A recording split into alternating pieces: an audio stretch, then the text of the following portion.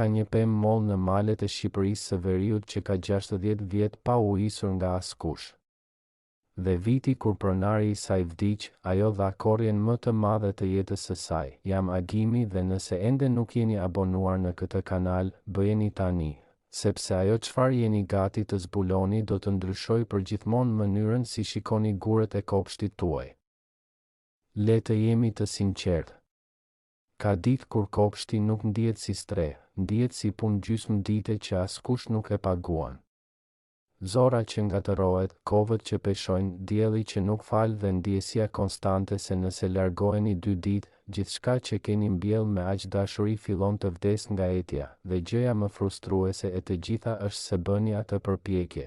Sillni ujin, ujisni me kujdes dhe bima vazhdon të vuaj sapo vjen nxehtësia e vërtetë. Pse? Çfarë po dështon? Përgjigja nuk është në një zorë më të mirë, as në një spërkatës më modern, as në një ple më të shtrenjtë.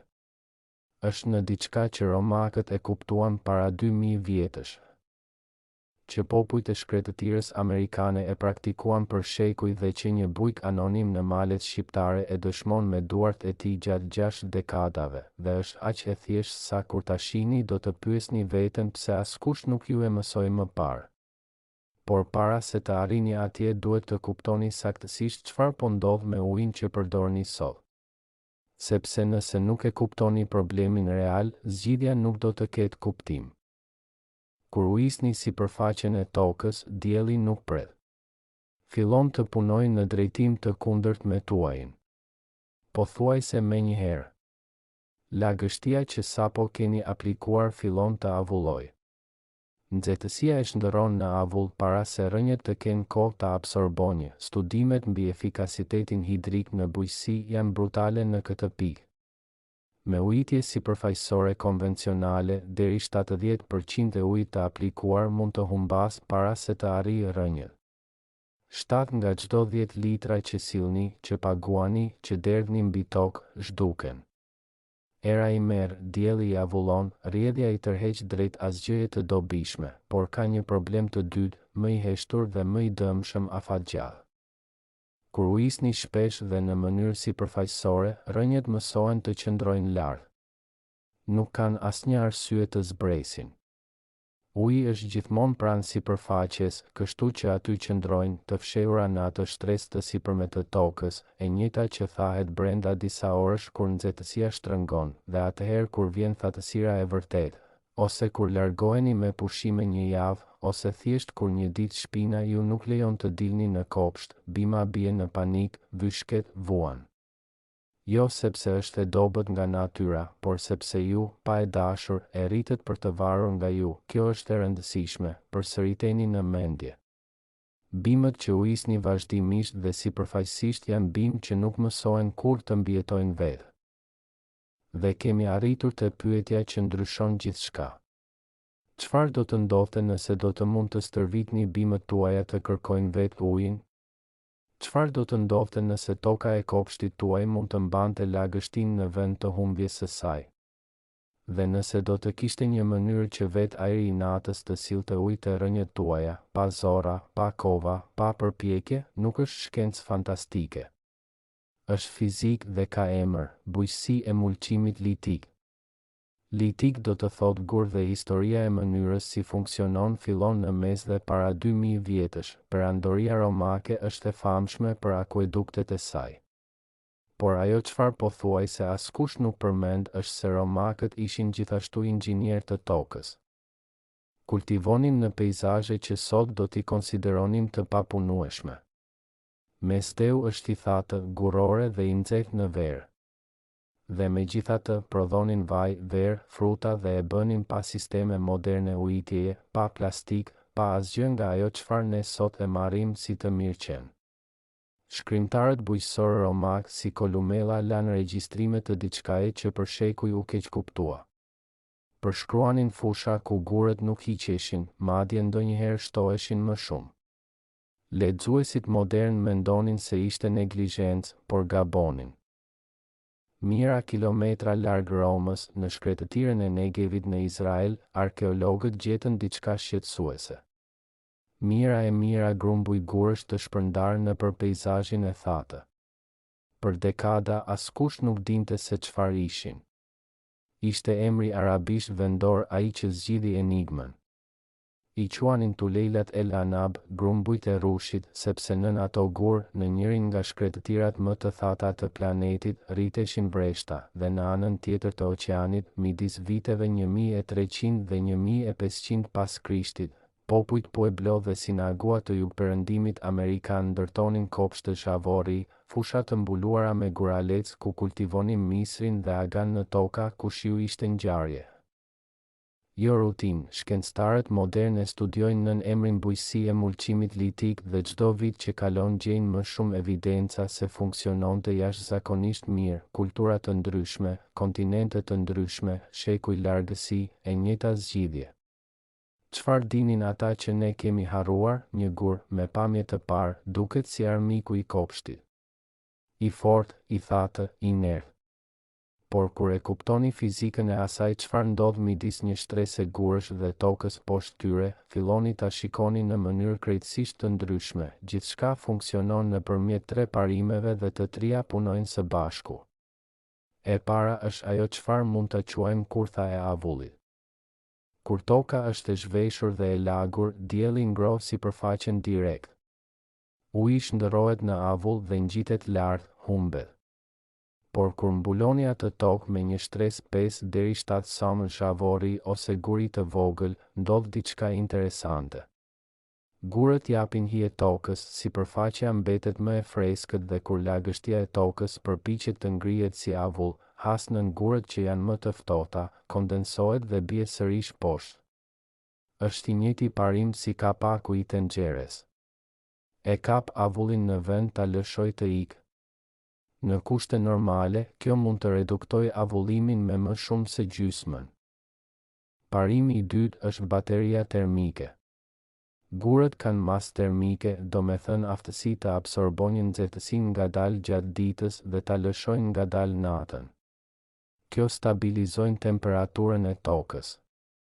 Rrënjët nuk vuajnë ekstremet e nxehtësisë dhe të ftohtit. Mikroorganizmat e tokës, kërpudhat dhe bakteret që krijojnë pjellorinë punojnë më mirë në kushte të qëndrueshme. Një shtresë gurësh vepron si batanie që nuk kalbet, nuk fluturon me erë, nuk zbulohet në pranverë. Është gjithmonë atje duke bërë punën e saj në heshtje, dhe pastaj vjen parimi i tretë. Ky është ai që bën njerëzit të ndalojnë dhe të dëgjojnë me më shumë vëmendje. Sepse këtu gurët ndalojnë të jenë mburoj dhe bëhen diçka më befasuese, në netët e lagura, dhe kjo ndodh edhe në klima të thata, me frekuencë më të madhe nga sa mendojmë, gurët ftohen më shpejt se ajri që i rrethon.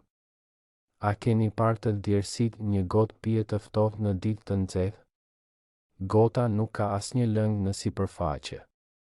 Ajo çfarë shihni është lagështia e ajrit duke u kondensuar mbi diçka më të ftohtë. Gurët bëjnë saktësisht të njëjtën gjë natën. Ndërsa ftohen, lagështia e ajrit kondensohet në sipërfaqen e tyre si pika të vogla. Ato pika rrëshqasin midis boshllëqeve të gurëve dhe pikojnë drejt tokës, në kushte të duhura. Një sistem mulçimi guri mund të sjellë deri gjysmë litri ujë për metër katror në një natë të vetme, pa shi, pa ujitje nga ajri, dhe tani kuptoni pse ato grumbuj rrushi roman nuk ishin rënoja, ishin sistem ujitjeje pa asnjë pjesë lëvizse. Por e gjithë kjo teori, sado elegante të jetë, nuk vlen asgjë nëse nuk funksionon në praktikë. Dhe këtu hyn historia që nuk kam mundur ta lë mendjen që kur e kam dëgjuar, historia e bujkut të maleve shqiptare, në kufirin e maleve të larta të Shqipërisë, pranë një fshati të vogël. Kopshtarët e vjetër ende tregojnë historinë e një burri që e quajmë Agron Sula. Ishte burr me pak fjalë dhe shumë duar. Nuk kishte formim universitar në agronomi, nuk lexonte revista shkencore, por kur mbolli një mollë të re në oborrin e shtëpisë, bëri diçka që çdo agronom modern do të kishte vëzhguar me fascinim, pastroi tokën rreth pemës. Vendosi një shtresë kompostim mbi tokën e zhveshur dhe mbuloi të gjithë rrethin me gur të vegjël lumi. Nga baza e trungut, me pak hapësirë të lirë rreth tij, deri rreth 90 cm jashtë, gjatë 2 viteve të para ujitur pemën rregullisht. Jo sepse sistemi i gurëve nuk funksiononte, por sepse kuptonte diçka themelore. Rënjet e pemës së re kanë nevojë për kohë të vendosen. Kanë nevojë të gjejnë rrugën e tyre poshtë, drejt shtresave më të thella të tokës, ku lagështia është e qëndrueshme, ku temperatura nuk ndryshon nga dita në ditë, e stërviste, jo e prishte, dhe kur pema mbushi 2 vjet, Agron bëri diçka që çdo kopshtar modern do t'i dukej marrëzi. Ndaloi taoiste. Jo gradualisht, thjesht ndaloi, ajo pemë jetoi 58 vjet të tjerë pa asnjë pikë ujitjeje suplementare. Mbijetoi thatësirat që çan tokën dhe kthyen barin e fqinjeve në pluhur. Mbijetoi valët e nxehtësisë që vran pemë të reja dhe aparentisht më të kujdesura. Çdo pranver hidhte gjethe, çdo vjesht jepte frull. Dhe pastaj erdhi viti 60. I njëjti vit kur Agron ndërroi jetë, molla prodhoi korrjen e saj më të madhe.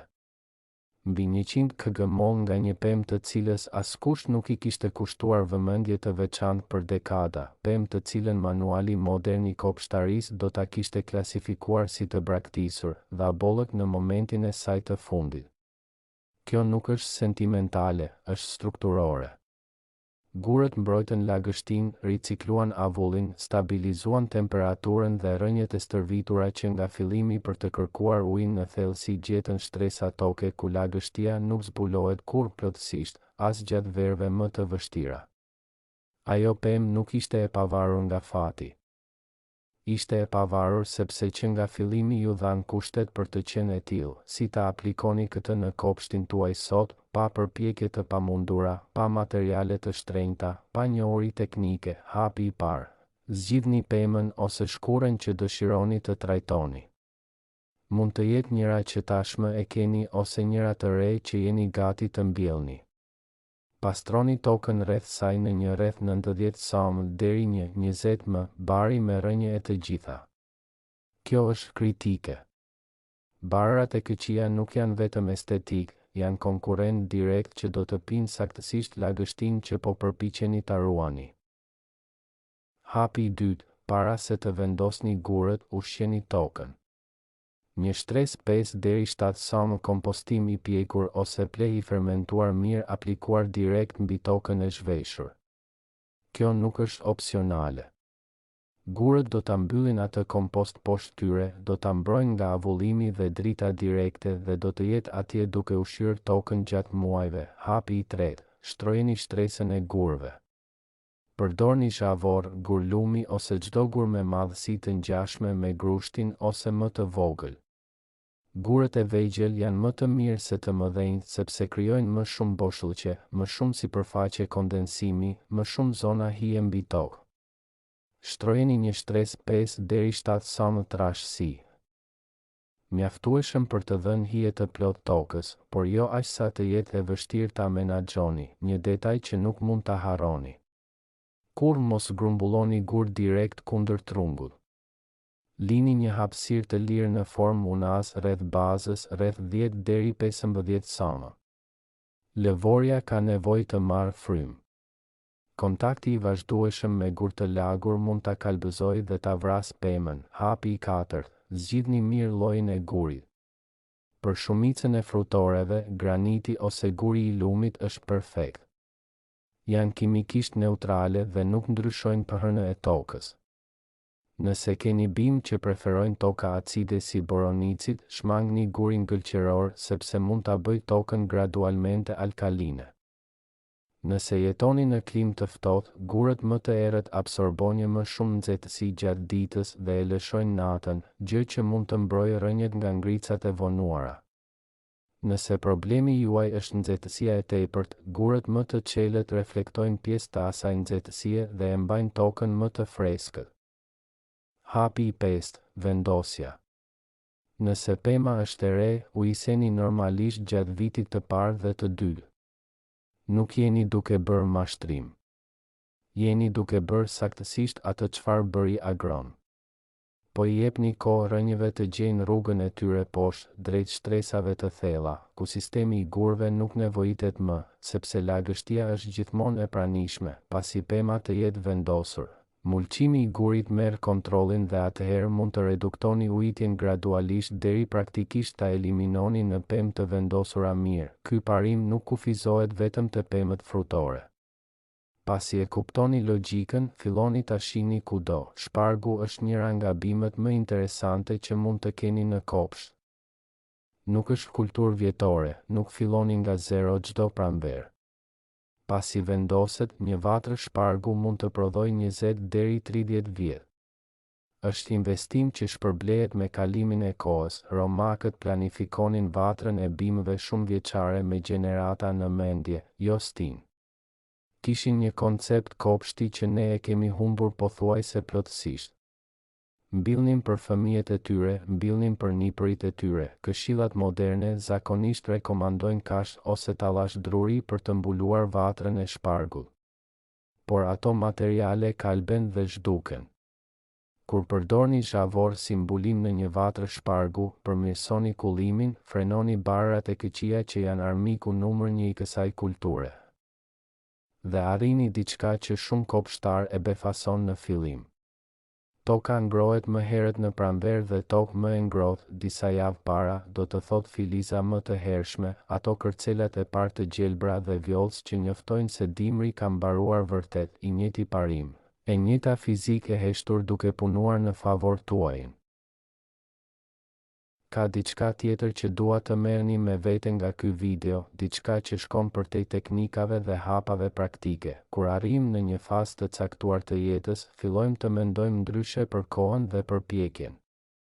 Duam kopshte që na kthejnë diçka, që nuk na kërkojnë gjithçka si shkëmbim, që funksionojnë edhe kur një ditë nuk mund të jemi atje. Historia e Agronit dhe mollës së tij është e rëndësishme pikërisht për këtë.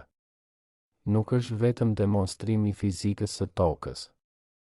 Është demonstrim se është e mundur të ndërtoni diçka që nuk varet nga prania juaj konstante për të mbijetuar. Romakët e kuptuan, fermerët e shkretëtirës e kuptuan dhe ju mund ta aplikoni këtë javë.